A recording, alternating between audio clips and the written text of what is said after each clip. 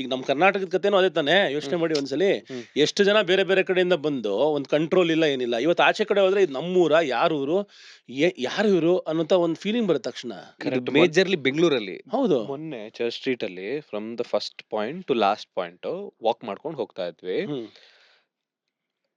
6 ಸರಿ 7 ಸರಿ ಮಲಯಾಳಂ ಕೇಳಿಸ್ತು ನನಗೆ, ಒಂದು ಸರಿ ಕನ್ನಡ ಕೇಳಿಸ್ಲಿಲ್ಲ.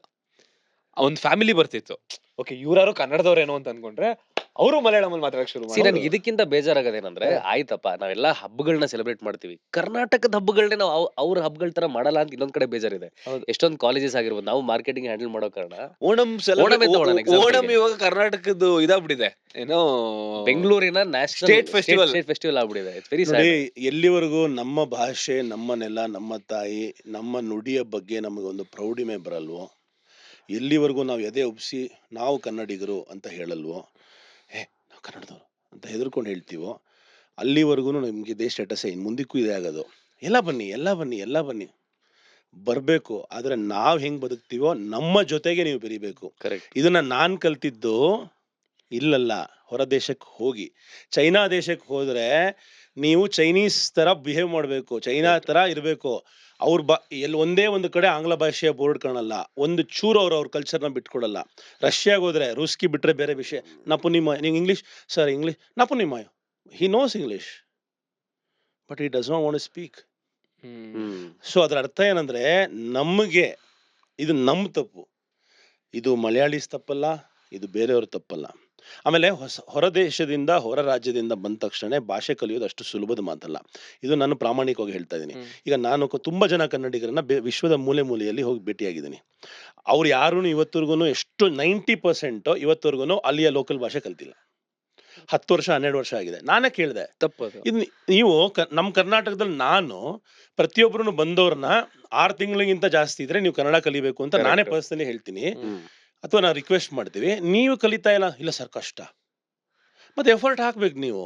ಈಗ ನಾವು ಇದನ್ನೇ ನಾವು ಹೇಳೋದಲ್ವಾ ಹಿಪೋಕ್ರಸಿ ಅಂತ. ನಮಗೊಂದು ರೂಲ್ಸು, ಇನ್ನೊಬ್ರಿಗೊಂದು ರೂಲ್ಸು. ಇನ್ನೊಬ್ರಿಗೆ ಹೇಳ್ತಾ ಇದೀವಿ ನಾವು ನಮ್ಮ ಭಾಷೆ ಕಲಿಬೇಕು ಅಂದ್ರೆ, ನಾವು ಅಲ್ಲಿ ಹೋದಾಗ ನಾವು ಪ್ರಯತ್ನ ಮಾಡ್ಬೇಕು. ನಾನು ಪ್ರತಿ ದೇಶಕ್ಕೆ ಹೋದಾಗ್ಲೂ ಒಂದಿಷ್ಟು ವರ್ಡ್ಸ್ನ ಪಿಕಪ್ ಮಾಡುವಂತಹ ಪ್ರಯತ್ನ ಯಾವಾಗ್ಲೂ ಮಾಡ್ತೀನಿ. ಕರೆಕ್ಟ್. ಆ ಪ್ರಯತ್ನ ಎಲ್ಲರೂ ಮಾಡಬೇಕು. ನಮ್ಮ ತನವನ್ನ ನಾವು ಉಳಿಸ್ಕೊಳ್ಳಿಲ್ಲ ಅಂದ್ರೆ ಇನ್ನೇನಾಗಲ್ಲ, ಇದು ಬೇರೆ ರಾಜ್ಯನೇ ಆಗೋಗುತ್ತೆ. ಕರೆಕ್ಟ್. ಕರ್ನಾಟಕ ಅಂತೂ ಆಗಿರಲ್ಲ, ಇದು ಕರುನಾಡ್ ಅಂತ ನಾವು ಕರೆಯಕ್ಕಾಗಲ್ಲ. ಈಗ ಅದಕ್ಕೆ ತುಂಬಾ ಬ್ರ್ಯಾಂಡಿಂಗ್ ಅವಶ್ಯಕತೆ ಇದೆ. ನಾವು ಏನು ಓದಲ್ಲ ಅದು ನಮಗೆ, ಈಗ ನಾವು ಓದೋದು ಬಿಟ್ಬಿಟ್ಟಿದೀವಿ ಕನ್ನಡನ, ಅದು ಕೂಡ ನಮ್ಗೆ ಎಫೆಕ್ಟ್ ಆಗುತ್ತೆ. ಆಮೇಲೆ ನಮ್ಮ ಟೈಪಿಂಗ್, ನಾವೆಲ್ಲರೂ ಯಾರು ಕನ್ನಡ ಕೀಬೋರ್ಡ್ ಹಾಕೊಳ್ಳಿ ಅಂದ್ರೆ ಯಾರು ಹಾಕೊಳ್ಳಲ್ಲ. ನಾವು ಇಂಗ್ಲೀಷಲ್ಲೇ, ಮೊನ್ನೆ ಯಾರೋ ಕೋಪನೇ ಮಾಡ್ಕೊಂಡ್ಬಿಟ್ರು, ಸರ್ ಏನು ಸರ್ ನೀವು ನಾನು ಕನ್ನಡ ಇಂಗ್ಲೀಷಲ್ಲಿ ಬರೆದು ಕಳಿಸ್ತಾರೆ, ನೀವು ಕನ್ನಡದಲ್ಲಿ ವಾಪಸ್ ಕಳಿಸ್ತೀರಾ ಸರ್? ನನ್ನ ಮಾತೃಭಾಷೆ ಸರ್, ನನ್ನ ಮಾತೃಭಾಷೆ ಇದು, ನನ್ನ ತಾಯಿ ಹೇಳ್ಕೊಟ್ಟ ಭಾಷೆ, ನನ್ನ ನೆಲದ ಭಾಷೆ. ನಾನು ಮಾತಾಡ್ತಾ ಇದೀನಿ ಅಂದ್ರೆ ನೀವು ಖುಷಿ ಪಡ್ಬೇಕು. ಏನ್ ಸರ್ ನೀವು ಕನ್ನಡ ರೆಸ್ಪಾನ್ಸ್ ಕೊಟ್ರೆ ನಂಗೆ ಓದಕ್ ಬರಲ್ಲ? ನಿನ್ ಕನ್ನಡಿಗ ಗುರು, ಕನ್ನಡ ಮಾತಾಡು. ಕಷ್ಟ ಹೌದು, ಯಾಕಂದ್ರೆ ನಮ್ಗೆ ಅಭ್ಯಾಸ ಆಗ್ಬಿಟ್ಟಿದೆ. ಈಗ ನೀವು ಇಷ್ಟೇ ಯೋಚನೆ ಮಾಡಿ ಬ್ರೋ, ನಮ್ಮ ಕರ್ನಾಟಕದ ದೊಡ್ಡ ಎಲ್ಲ ರಾಜಕಾರಣಿಗಳನ್ನ ತಗೊಳ್ಳಿ, ಸಿನಿಮಾ ಸ್ಟಾರ್ಸ್ನ ತಗೊಳ್ಳಿ, ಅವ್ರು ಯಾರ ಮಕ್ಕಳು ಕನ್ನಡ ಮಾತಾಡಲ್ಲ. ಯಾರು ಮಾತಾಡಲ್ಲ. ಹೌದು, ಯಾರು ಮಾತಾಡಲ್ಲ. ಒಬ್ರು ಕೂಡ ಕನ್ನಡ ಮಾತಾಡಲ್ಲ. ಒಬ್ರು ಕೂಡ ಕರ್ನಾಟಕದಲ್ಲಿ ಇಲ್ಲೂ ಇಲ್ಲ. ಕರ್ನಾಟಕ ಇಲ್ದೇ ಇರೋದು ಬೇರೆ. ಈಗ ಇದ್ರೂ ಕೂಡ ಮಾತಾಡಲ್ಲ. ಒಂದ್ಸಲ ಎಲೆಕ್ಷನ್ ಕ್ಯಾಂಪೇನ್ ಅಲ್ಲಿ ಇದ್ ನೋಡ್ತಿದ್ದೆ, ಪಾಪ ಸ್ಟ್ರಗಲ್ ಮಾಡ್ತಿದ್ದಾನೆ ಇವ್ರು ಕನ್ನಡ ಅಂದ್ರೆ. ನಿಮ್ ತಾತ is one of the highest level. ನಿಮ್ ತಾತ highest level ಅಂಡ್ ಕರ್ನಾಟಕ ಅಂತಾನೆ ಬೆಳ್ದಿರೋದು, ಸಂಘಟನೆ ಮಾಡಿರೋರು ಎಲ್ಲ. ಬಟ್ ನಿನಗೆ ಕನ್ನಡ ಮಾತಾಡಕ್ ಬರಲ್ಲ.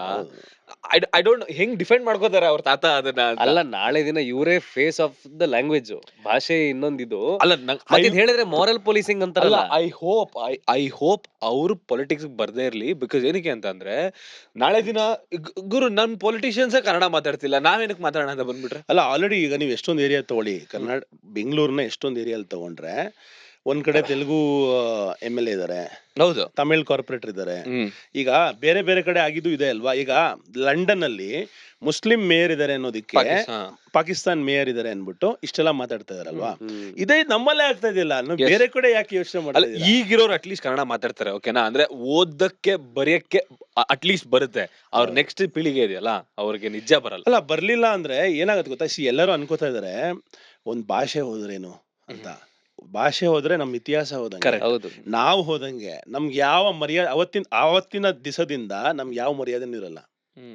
ನಾವುಗಳೆಲ್ಲ ಯುನೈಟ್ ಆಗಿರೋ. ಅದಕ್ಕೆ ನಾನು ಒಂದು ಮಾತನ್ನ ತುಂಬಾ ಸರಿ ಕನ್ನಡಿಗರಿಗೆ ಕೈ ಮುಗಿದು ಹೇಳ್ತಾ ಇರ್ತೀನಿ, ನಾವು ಕನ್ನಡಿಗರು, ನಮ್ಮ ರಾಜಕಾರಣಿಗಳು ಅಥವಾ ನಮ್ಮ ಸಿಸ್ಟಮ್ ಏನಿದೆ, ನಮ್ಮನ್ನ ಒಡೆಯುವಂತಹ ಕೆಲಸ ಬ್ರಿಟಿಷ್ ಅವ್ರು ಏನು ಕಲ್ತ್ಕೊಂಡ್ರಲ್ಲ, ಡಿವೈಡ್ ಅಂಡ್ ರೂಲ್ ಅಂತ, ಅದನ್ನ ನಮ್ಮ ರಾಜಕಾರಣಿಗಳು ಇವತ್ತಿಗೂ ಯೂಸ್ ಮಾಡ್ತಾ ಇದ್ದಾರೆ.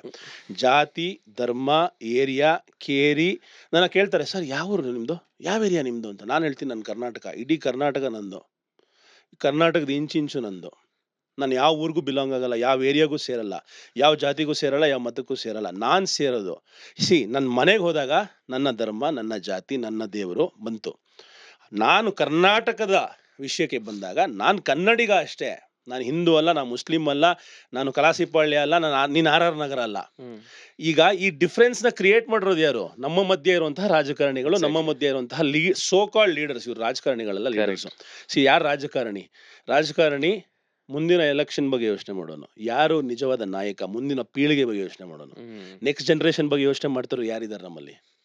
ಸೊ ಕನ್ನಡ ಅನ್ನೋದು ಒಂದು ಇಮೋಷನು, ಕನ್ನಡ ಅನ್ನೋದು ಸತ್ಯ. ಇದನ್ನ ಉಳಿಸ್ಕೊಳ್ಳಿಲ್ಲ ಅಂದ್ರೆ ನಾವು ಇದನ್ನೆಲ್ಲ ಸೈಡ್ ಇಡಬೇಕು. ಸೈಡ್ಗಿಟ್ಟು ನಮ್ಮ ಭಾಷೆಯನ್ನ, ನಮ್ಮ ನೆಲವನ್ನ ಉಳಿಸ್ಕೊಳ್ಳೋದಕ್ಕೆ ಏಕೈಕ ದಾರಿ ಅಂದ್ರೆ ನಮ್ಮ ಭಾಷೆ. ಈವನ್ ಮೈಸೂರ್ ದಸರಾದಲ್ಲೂ ಏನಾಯ್ತು ಹೇಳಿ, ಎಲ್ಲರೂ ಕಂಪ್ಲೇಂಟ್ ಮಾಡಿದ್ರು, ಬರೀ Hindi singers, Malayalam singers, Tamil singers, ನನ್ನ ಫ್ರೆಂಡ್ ಕನ್ನಡ ಸಿಂಗರ್ಸ್ ಇಲ್ಲ ಅಂತ. ಅಟ್ಲೀಸ್ಟ್ ನೆಕ್ಸ್ಟ್ ಹಬ್ಬಕ್ಕಾರು they need to fix this. ಏನಕ್ಕೆ ಅಂತಂದ್ರೆ, ನಾಡ ಹಬ್ಬ ಅಂತ ಅಂದಾಗ ನಿನ್ನ ರಾಜ್ಯದ ಸಂಸ್ಕೃತಿನ ನೀನ್ ಬೇರೆ, ಯಾಕಂದ್ರೆ ಎಲ್ಲೋ ಬೇರೆ ಬೇರೆ ಕಂಟ್ರಿಯಿಂದ ಜನ ಬರ್ತಾರೆ. ಬೇರೆ ಬೇರೆ ಕಂಟ್ರಿಯಿಂದ ಜನ ಬಂದಾಗ ಅವ್ರಿಗೆ ನಮ್ಮ ನಾಡಿಂದ ಏನಿದೆ ಅದನ್ನ ತೋರಿಸ್ಬೇಕು. ಯಕ್ಷಗಾನ ತೋರ್ಸು, ಇದು ತೋರ್ಸು. ಓಕೆ, ಜನಕ್ಕೆ ಇಷ್ಟ ಆಗಲ್ವಾ, ಬೋರಿಂಗ್ ಅನ್ಸುತ್ತಾ? Okay, but you should keep it, because ನೀನ್ ಅದನ್ನ ಪ್ರೊಟೆಕ್ಟ್ ಮಾಡ್ಬೇಕು. ಓಕೆನಾ? ಯಕ್ಷಗಾನ ಎಲ್ರಿಗೂ ಇಷ್ಟ ಆಗದೆ ಇರ್ಬೋದು, ಏನ್ ಮಾಡ್ತಿದ್ದಾರೆ ಅಂತ ಅನ್ಸ್ಬೋದು. It's a very pure art. ನನ್ ಕರ್ನಾಟಕದ್ದು ಪ್ಯೂರ್ ಆರ್ಟ್, ನಾನು ಎಂಜಾಯ್ ಮಾಡಿದ್ದೀನಿ. ಬಟ್ ಏನೋ ನೀವು ಅದನ್ನ ತೋರಿಸಿಲ್ಲ, ಅವ್ರ ಕನ್ನಡ ಸಿಂಗರ್ ಇಲ್ಲ ಅಲ್ಲಿ ಅಂದ್ರೆ there is no Kannada point. Singer ಇವಾಗಲ್ಲ, ನಾವು ಮೈಸೂರಲ್ಲಿ ಓದ್ತಿರ್ಬೇಕಾದ್ರು ಹಿಂಗೆ ಇತ್ತು. 2015 ಹಂಗೆ ಇದೆ.